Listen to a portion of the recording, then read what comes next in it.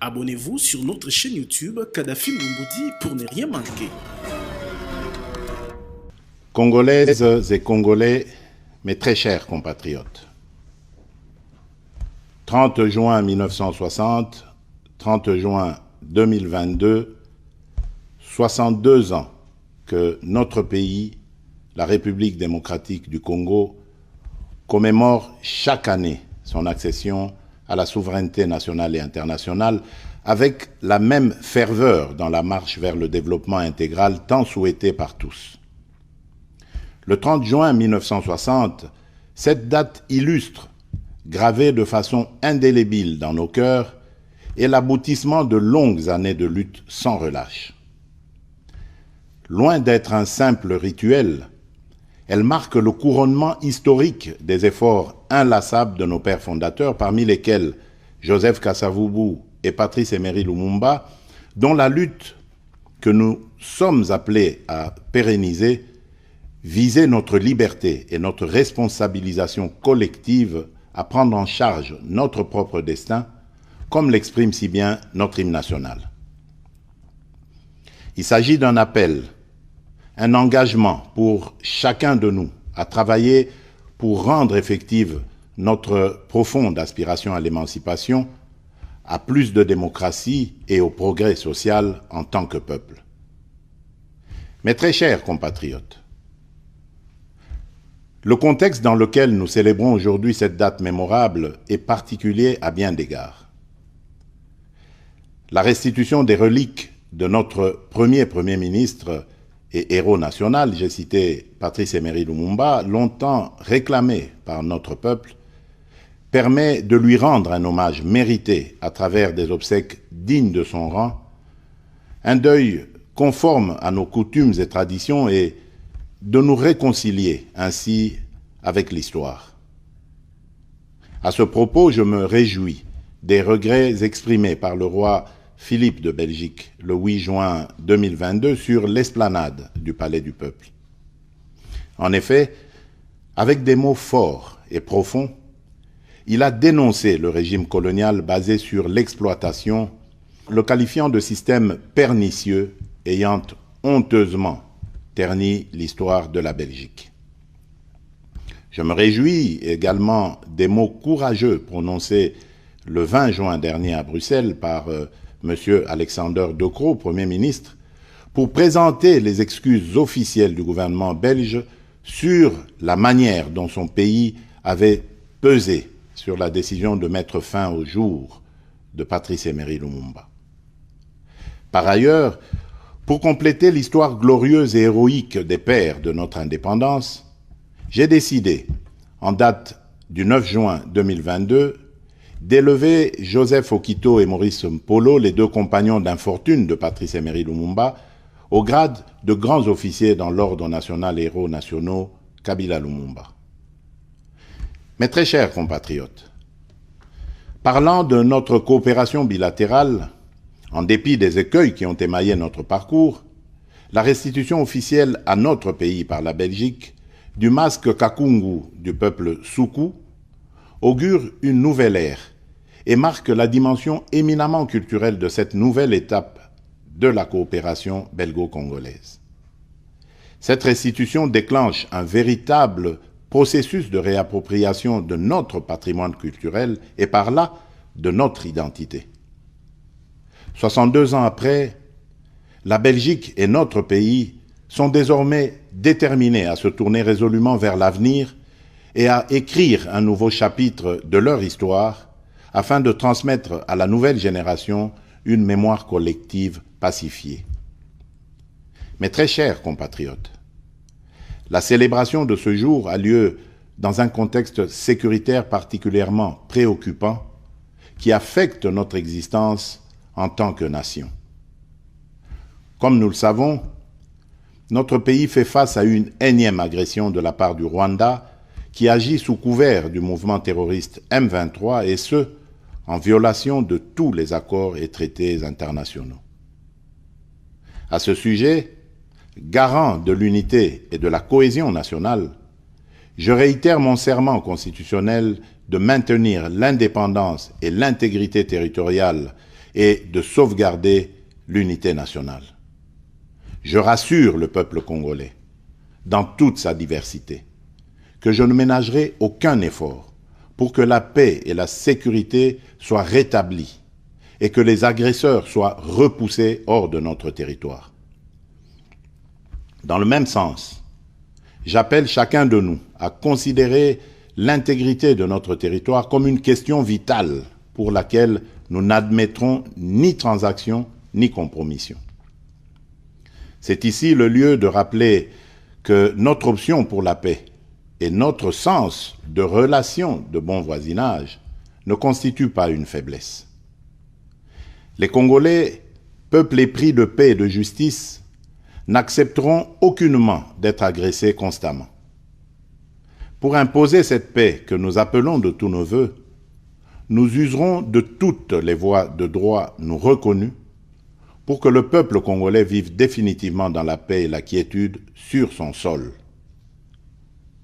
Mes très chers compatriotes, la paix et la sécurité nationale demeurent pour nous la priorité absolue. La République démocratique du Congo, notre pays, a déjà payé un lourd tribut, avec près de 10 millions de morts, ainsi que plusieurs millions d'autres personnes déplacées à la suite des atrocités commises par les forces d'agression, les forces négatives et les autres groupes terroristes étrangers, appuyés par des puissances extérieures. Pour mettre fin à cette situation, nous avons résolu d'orienter nos efforts vers le double front diplomatique et militaire. Sur le plan diplomatique, il est important de noter que tout au long de son cheminement, et grâce aux actions spécifiquement entreprises tant au niveau de l'Organisation des Nations Unies qu'à celui des organisations régionales dont il est membre, notre pays a pu obtenir un soutien diplomatique se traduisant notamment par la dénonciation et la condamnation des auteurs de l'agression dont la République démocratique du Congo est victime. Le processus de paix de Nairobi, initié par le président Uhuru Kenyatta, entamé le 21 avril 2022 et ayant conduit aux consultations constructives avec les groupes armés locaux, est le fruit d'une réflexion mûrie lors des conclaves des chefs d'État de la communauté d'Afrique de l'Est à laquelle notre pays a adhéré récemment. Ces consultations s'inscrivent dans le cadre du volet politique de la mise en œuvre du communiqué du deuxième conclave des chefs d'État en vertu du traité d'établissement de la communauté d'Afrique de l'Est. C'est dans cette même perspective qu'il convient de placer le déploiement d'une force régionale dans la partie est de notre pays en appui à nos forces de défense et de sécurité, composées de troupes de certains pays amis, membres de la communauté, afin de contribuer à l'éradication définitive des violences et de l'insécurité. J'ai exigé et obtenu que le Rwanda n'y participe pas, en raison de son engagement aux côtés du groupe terroriste M23. Dans le prolongement des efforts fournis pour le renforcement de l'autorité de l'État sur l'étendue de la République, j'ai mis en place le programme de désarmement, démobilisation, relèvement communautaire et stabilisation, PDDRCS en sigle, pour répondre aux attentes des milliers de combattants des groupes armés congolais ayant déposé les armes. Dans ce cadre, je réaffirme qu'aucun cahier de charges portant sur l'intégration automatique dans les forces de sécurité ou sur les demandes d'amnistie pour des crimes imprescriptibles ne sera accepté. À ce sujet, j'en appelle à tous les autres groupes armés nationaux de s'engager sans retenue dans le processus de Nairobi et d'adhérer ainsi au programme DDRCS. Le gouvernement congolais, particulièrement au sujet de l'accord cadre d'Addis Abeba, au regard de différentes évaluations faites lors des réunions de haut niveau, a démontré sa volonté légendaire à travailler pour la paix et la sécurité collective dans la région en respectant ses engagements, ce qui n'est pas le cas pour d'autres. Mes très chers compatriotes, sur le plan militaire, l'état de siège que j'ai proclamé en application des dispositions pertinentes de notre Constitution et dont les résultats sont de plus en plus palpables, au-delà des évaluations à venir, répond à l'impératif de paix et de sécurité évoqué plus haut. Il a permis de démasquer les véritables ennemis de notre pays.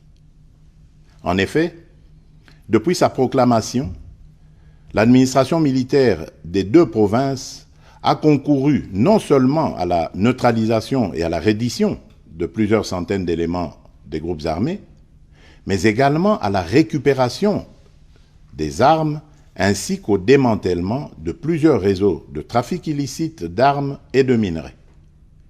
L'état de siège a rendu possible l'anéantissement des réseaux de ravitaillement de certains groupes armés et la récupération de nombreuses localités dans l'est du pays, autrefois sous contrôle de ces derniers. Mes très chers compatriotes, tout en m'inclinant devant la mémoire de nos combattants tombés au front, je salue avec force la bravoure des FARDC engagés dans cette guerre pour défendre jusqu'au bout l'unité et l'intégrité de notre territoire national, de même que l'implication appréciable de nos services de sécurité. Je tiens à les féliciter et à leur renouveler toute ma confiance.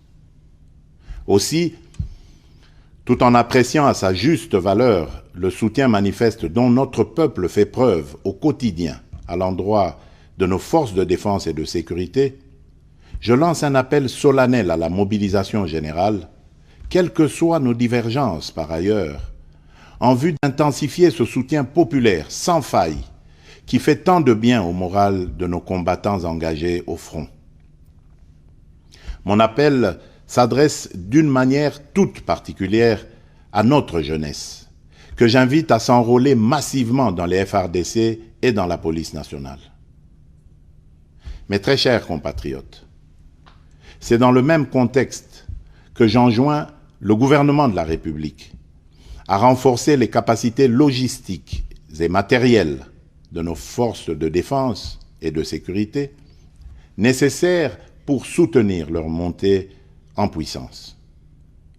Cette commémoration est aussi l'occasion d'exprimer mes condoléances les plus attristées aux familles éprouvées et la solidarité de toute la nation à nos frères et sœurs de l'Est du pays, à nos compatriotes déplacés et aux autres victimes des violences et des affres de cette guerre nous imposée injustement. Afin d'éviter de tomber dans le piège de la xénophobie et du discours de haine, je vous exhorte, Congolaises et Congolais, à plus de vigilance et à respecter l'ordre établi. Notre diversité socio-culturelle, qui est une richesse inégalable, est un atout majeur pour notre développement et notre cohésion. Cette diversité fait la République démocratique du Congo et lui rend sa grandeur. Mes très chers compatriotes, le combat pour la libération n'est pas fini.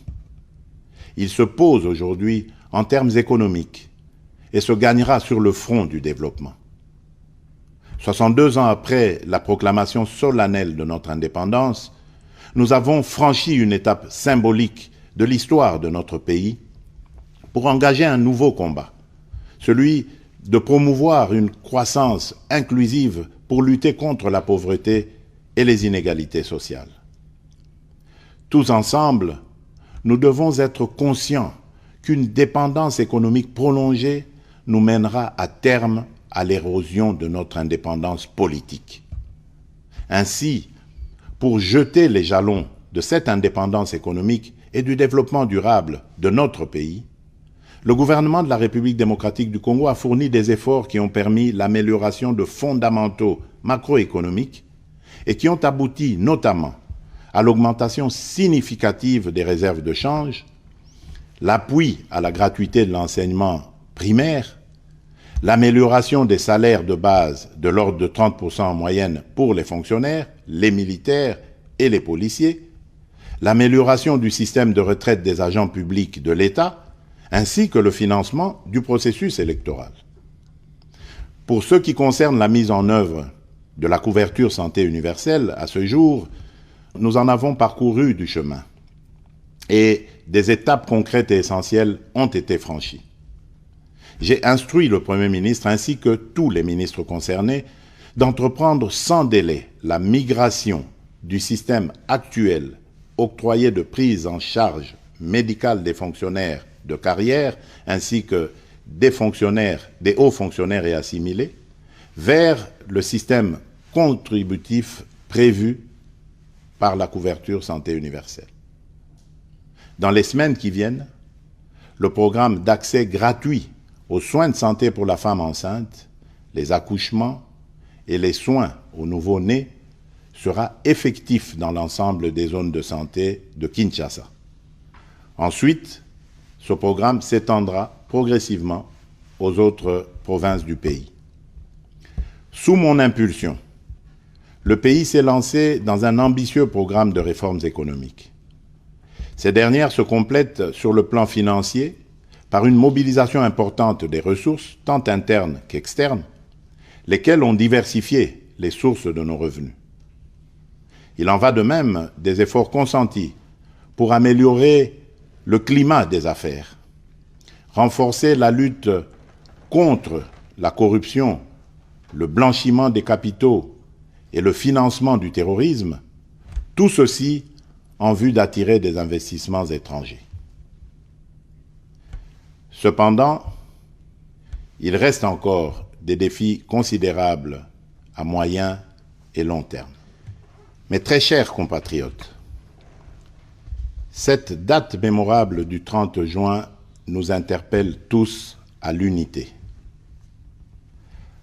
Par-delà nos diversités de tous ordres, et au regard des menaces et autres velléités dont le pays est victime, ce 30 juin à la saveur si particulière est une date qui doit absolument nous rassembler, symboliser et galvaniser notre serment de vivre ensemble, unis par le sort et dans l'effort, serment que nous avons hérité de nos pères fondateurs et que nous devons, à notre tour, vertueusement transmettre aux générations futures. En restant sur la voie de la sagesse héritée de nos pères fondateurs, continuons à bâtir notre grand et beau pays, la République démocratique du Congo, cette belle terre hospitalière et bienveillante qui fait battre continuellement la chamade à nos cœurs, pour ainsi donner une allure forte à notre existence collective, à notre destin commun et à notre unité nationale. Bonne et heureuse fête de l'indépendance à toutes et à tous. Que vive le peuple congolais, que Dieu bénisse abondamment la République démocratique du Congo. Je vous remercie. Abonnez-vous sur notre chaîne YouTube Kadhafi Moumoudi pour ne rien manquer.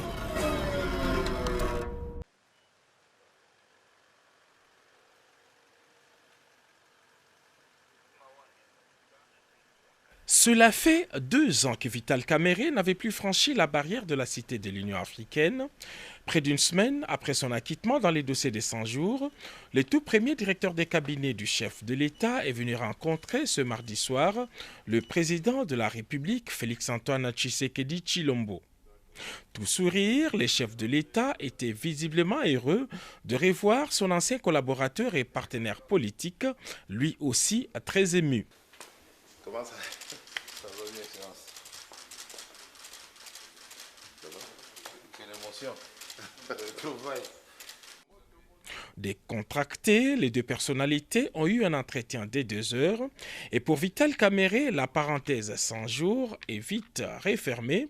Il est temps de renforcer les partenariats politiques et se mettre au service du peuple. L'émotion des retrouvailles, et puis je dis que Dieu est grand. Tant que tu crois, tu as la foi en Dieu, tout est possible. Et c'était aussi la joie de retrouver un partenaire politique. Ce sont là les premiers mots. Quelle que soit l'épreuve qu'on endure, cette épreuve doit être en dessous de ce qu'on est déterminé à donner à la nation, à la patrie, à la communauté. C'est en cela que nous allons gagner. Si chacun de nous, et il y a rares qui n'ont pas connu de preuves dans leur vie, ils doivent minimiser ces épreuves-là et dire ce que j'ai à donner à la patrie est bien au-dessus de preuves endurées. Pour moi, j'ai appris beaucoup de choses en prison. La patience, la résilience. J'ai appris comment renforcer la foi en Dieu. Les Congolais veulent entendre Vital Kamerhe s'exprimer sur ce qui se passe à l'Est, votre fief naturel. Donc, ce qui se passe à l'Est nous laisse tous sans voix. Et chaque Congolais, digne de ce nom, ne peut que répondre à l'appel qui avait été lancé par le gouvernement, par le président de la République, que chacun de nous puisse œuvrer pour que la paix revienne dans notre pays. Et ce ne sont pas des ressources intellectuelles, ce n'est pas la sagesse, ce ne sont pas ces ressources-là qui manquent, mais nous devons revisiter notre outil de défense, les renforcer pour que nous puissions gagner des guerres. Mais il n'y a pas que l'option militaire.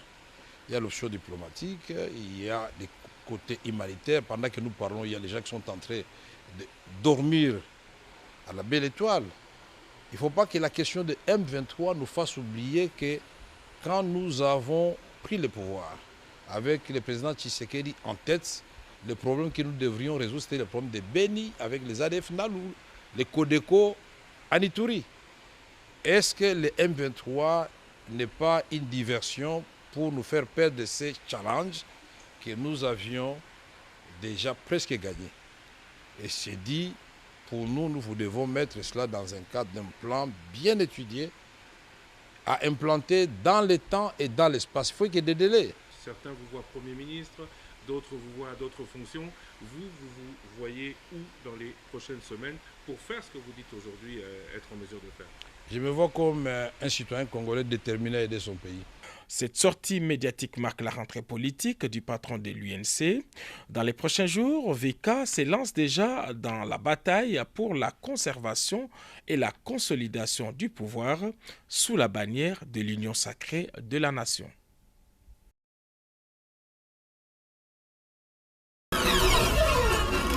Abonnez-vous sur notre chaîne YouTube Kadhafi Moumoudi pour ne rien manquer.